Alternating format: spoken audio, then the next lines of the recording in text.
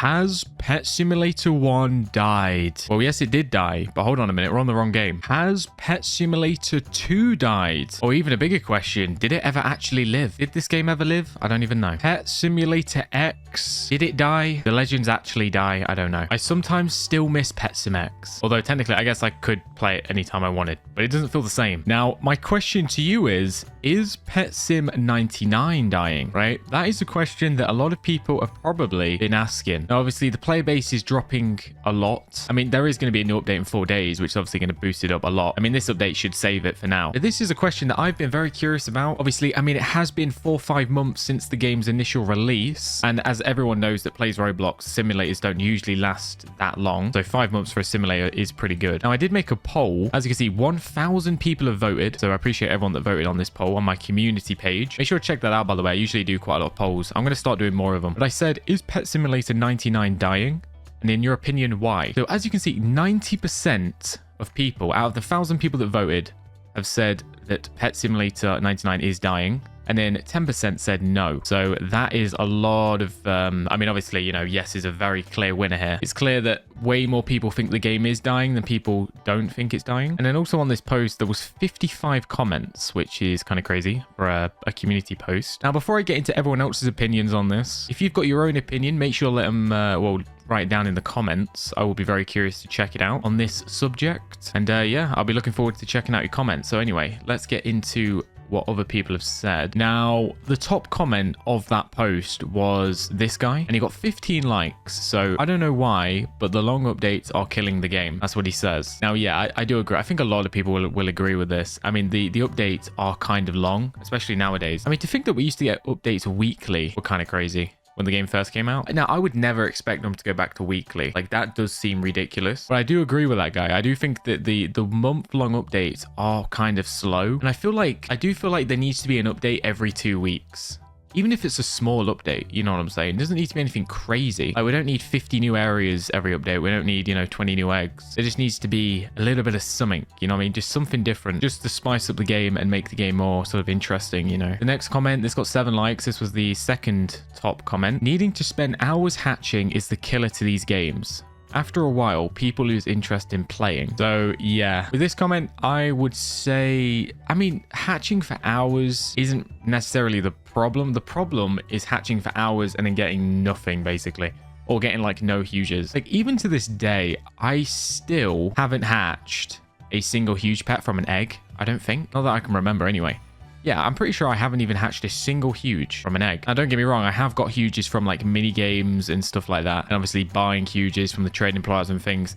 But actually hatching one, I still haven't, which is kind of crazy. I mean, 5 months into the game, that is kind of mad. Another comment said 3 weeks is just too long to wait for an update. And once there is an update, they are very mid and they don't leave us with much to do. Here's another comment.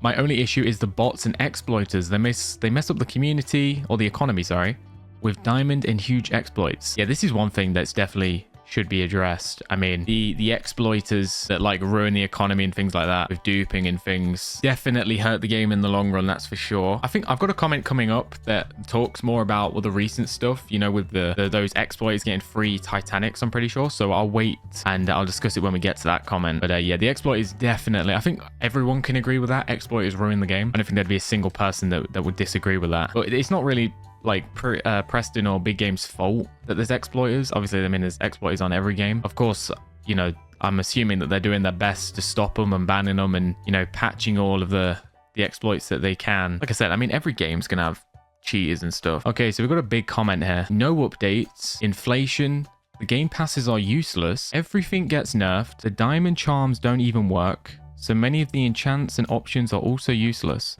because they are literally have a cap amount on everything, like luck, damage, etc. So using all the luck enchants, luck potions, plus using enhanced luck, it's pointless. Same thing with damage. Every breakable has a limit, which doesn't matter if you have the strongest pets, plus damage potions, enchants, etc. You are essentially wasting your gems using all these things when it doesn't matter because there's a limit. So obviously there's a lot to talk about there. I can't really talk about everything, but I'll talk about like the first point basically, which is like the game passes are useless. They do kind of feel useless, don't they? Well, they no, some of them do. I don't know. I mean, this huge hunter game pass, I can even find it. Well, let's claim that real quick. Like the magic eggs game pass, I feel like isn't a waste. Like, that's pretty good. The huge hunter game pass, I mean, that's definitely a waste. Like, if you still haven't bought this, don't buy it, because I don't see any point in it, really.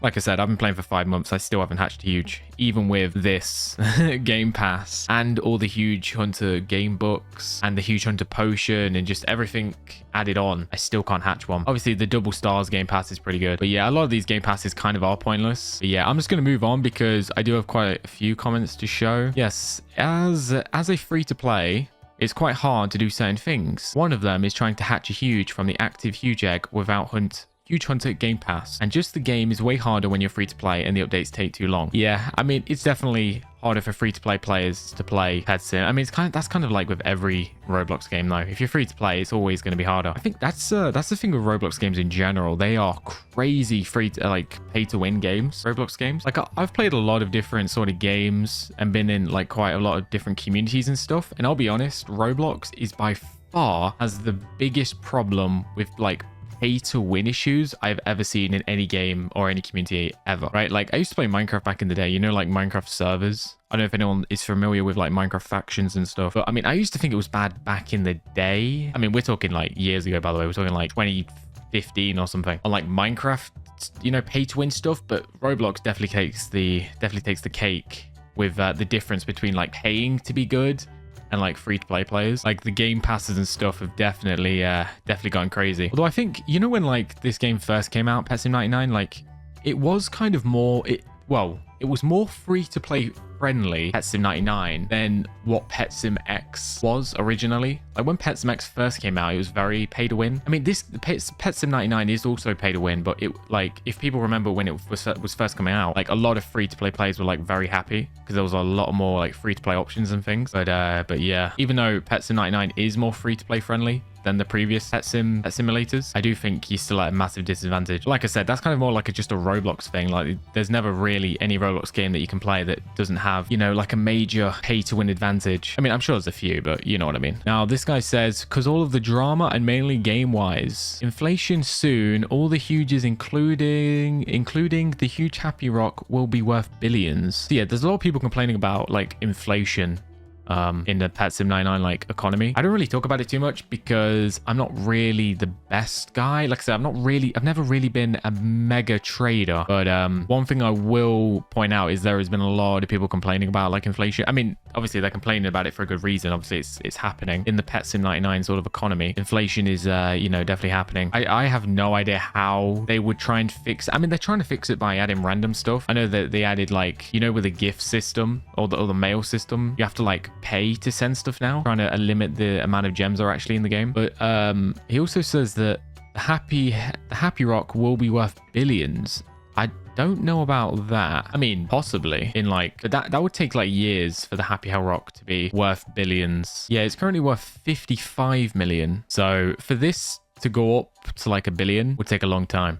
I do see what he means though. He's basically just saying that everything is pretty expensive, which is kind of true. Yeah, like I said, I can't really talk too much inflation because I don't fully, I'm not fully all into it, you know, so we'll just sort of move on. But if you do know much about it and stuff, let me know. I'll try and, you know, get more into it. I might try and make like a whole video on it or something, because I do know that is pretty damaging to the game. The pay to win stuff and long updates, inflation and less benefit for free to play players as inflation is increasing, but we aren't seeing that much buff that we should do to grind for. Inflation is going to kill the game. It's pretty clear at this point. Yeah, a lot of people are talking about the inflation problem. Anyway, yeah, I think I'm going to end this off here. There's definitely a lot of problems with the game, that is for sure. The question is Preston and Big Games going to like deal with the issues, or are they just sort of going to let it sit there? I feel like that's kind of how all pet simulators die in the end, is like the issues that the community are talking about, they sort of never get fixed, and they sort of just like stay there, if you know what I mean. They just sort of hang around, like those problems, and then they never get fixed, and then it just sort of, that just slowly kills the game over time. But yeah, I guess we'll wait and see. I mean, like I said, there is literally going to be a brand new update in 4 days. You never know, maybe a lot of these issues could be fixed in 4 days. We'll have to wait and see. We don't really know what's happening in 4 days. I mean, they said they were going to fix a lot of performance issues. So I guess that sort of means more like lag in FPS, right? Rather than like the economy, I suppose. I don't know. You never know. There might be some stuff in there that can help us out here. But yeah, appreciate you. If you made it this far, comment watermelon or hearty comment. And yeah, bye-bye.